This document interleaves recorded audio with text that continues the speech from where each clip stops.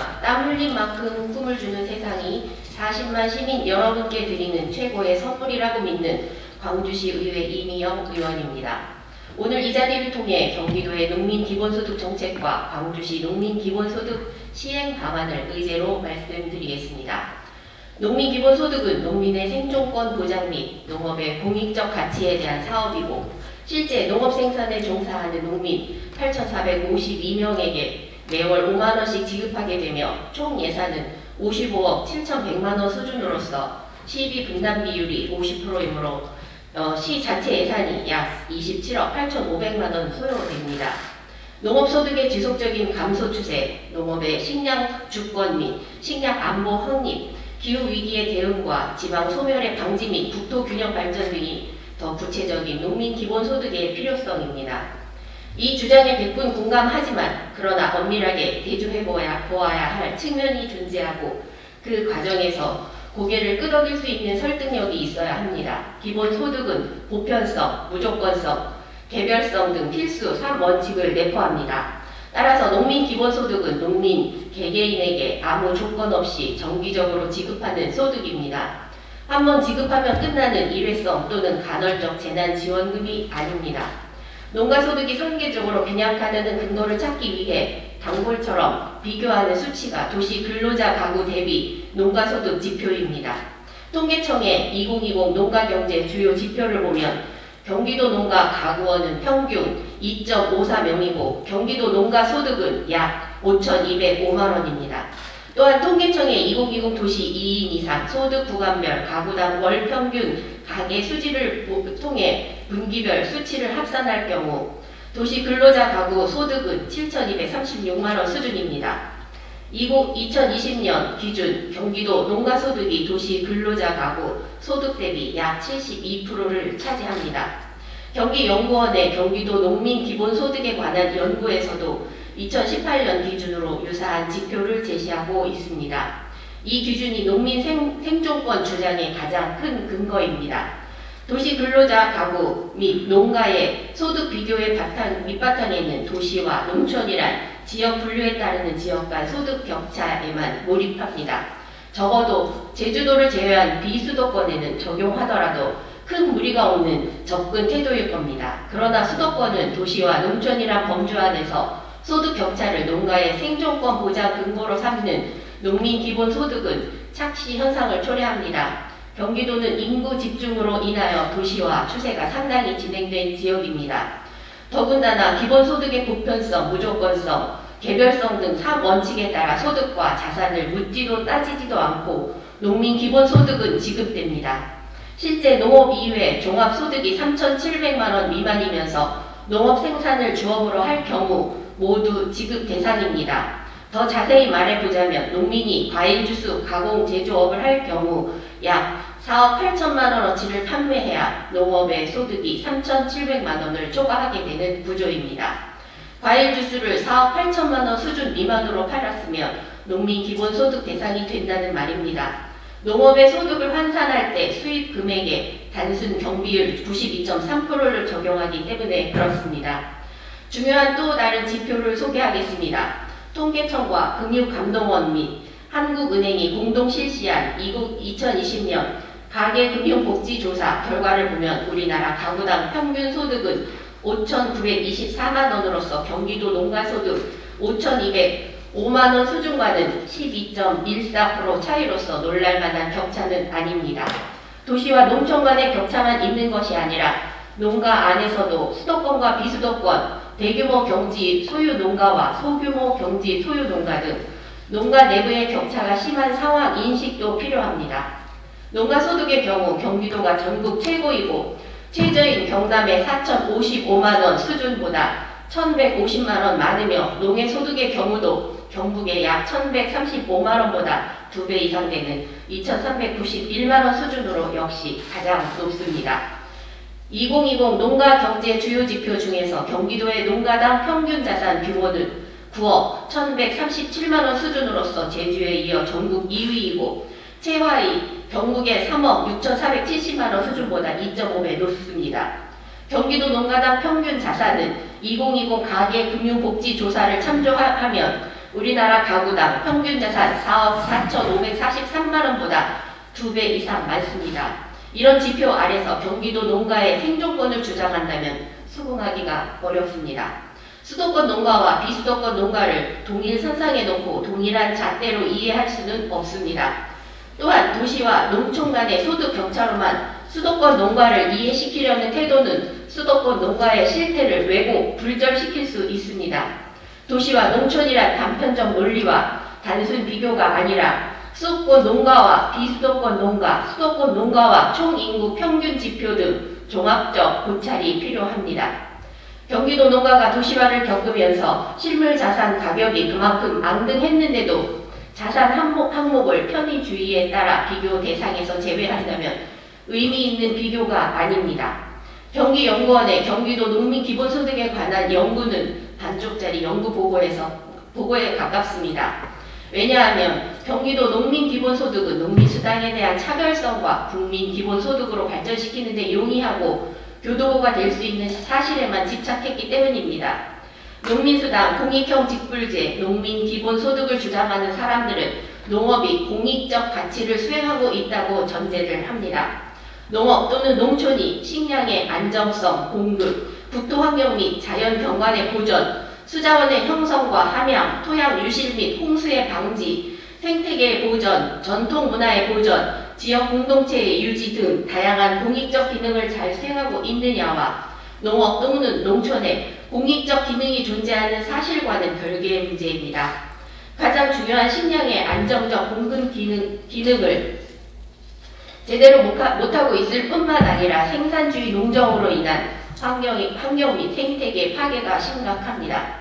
이러한 상태에서 농업의 공익적 기능을 전제로 농민에게 현금을 지급하는 정책은 정당성을 확보하기 어렵습니다.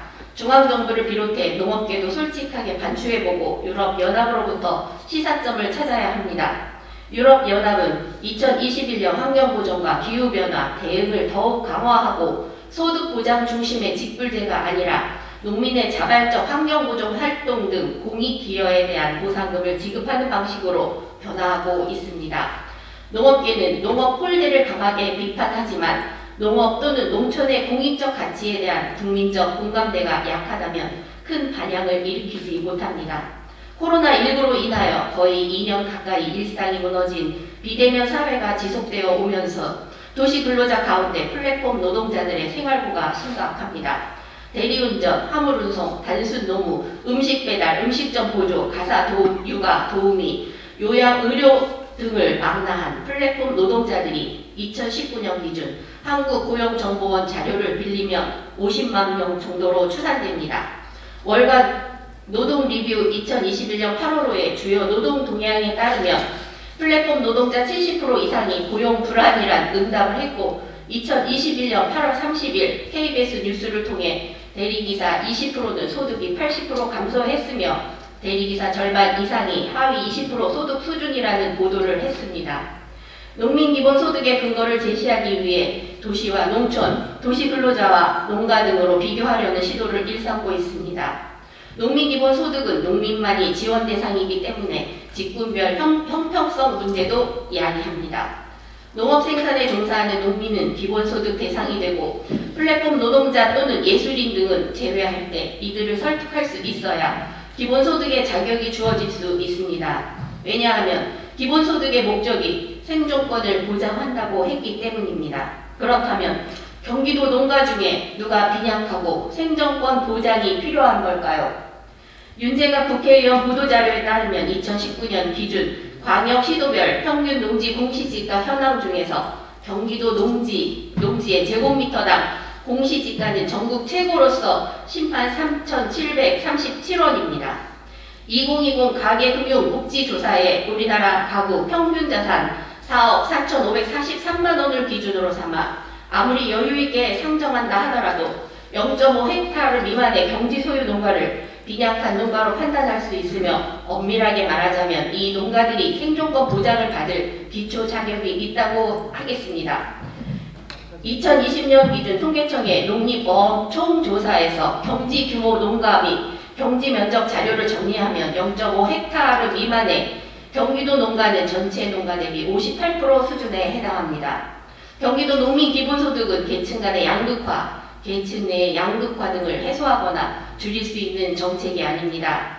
2020년 기준 경기도 농가소득은 우리나라 가구당 평균 소득에 근접할 뿐만 아니라 경기도 농가 자산은 우리나라 가구당 평균 자산의 2배 이상 된다는 사실을 입증했습니다.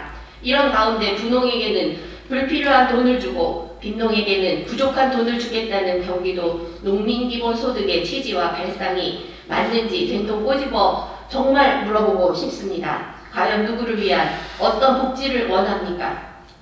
끝으로 다음과 같이 질의드리겠습니다. 첫째, 경기도 농민기본소득은 전국민 기본소득으로 발전시키고자 하는 그룹의 임상시험에 지나지 않습니다.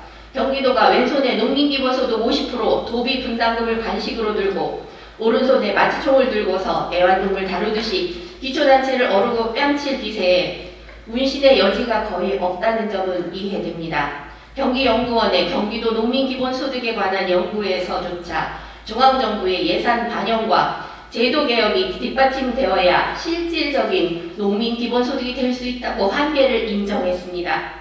농민기본소득은 중앙정부가 나서야 할 사업입니다.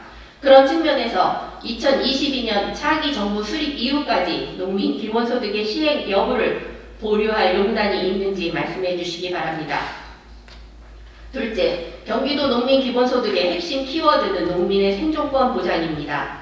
저는 경기연구원의 경기도 농민기본소득에 관한 연구를 반쪽짜리 연구보고서라고 비판했습니다. 세계학시처럼 보고 싶은 것만 보고 불편한 자료는 인용하지 않는 연구보고서는 신뢰도를 저하시킵니다. 결론을 미리 도출하고 기계적으로 자료를 꿰맞추는 연역적 연구 사례와 다를 바가 무엇이겠습니까? 대다수가 수긍할 수 있는 경기도 또는 광주시 농민의 생존권 보장이 필요한 근거를 제시하여 설명해 주시기 바랍니다.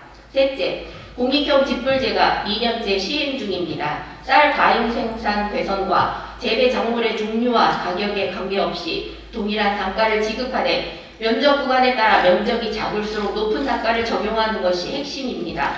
지급 대상 농지 등을 합한 규모가 0.5헥타르 이하인 소농에는 지급 대상 농지 등의 면적과 관계없이 1년에 120만 원을 지급하는 소농 직불금도 마련했습니다.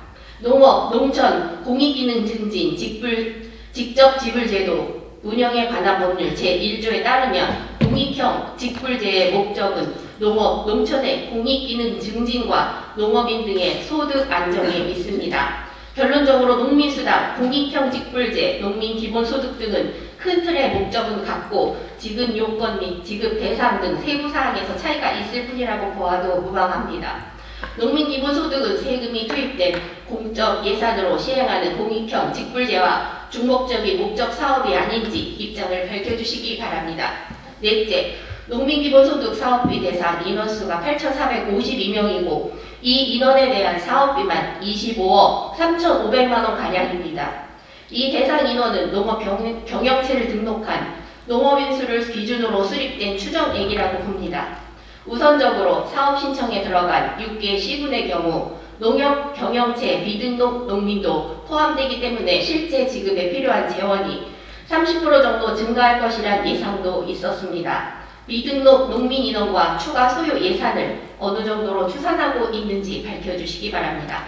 다섯째, 부득불 농민기본소득을 시행한 이후라도 플랫폼 노동자 또는 예술인, 직군이 동일 수준의 지원금을 요구를 할 경우 지원할 용의가 있는지 입장을 말씀해 주시기 바랍니다. 이상으로 시정질문을 마치겠습니다.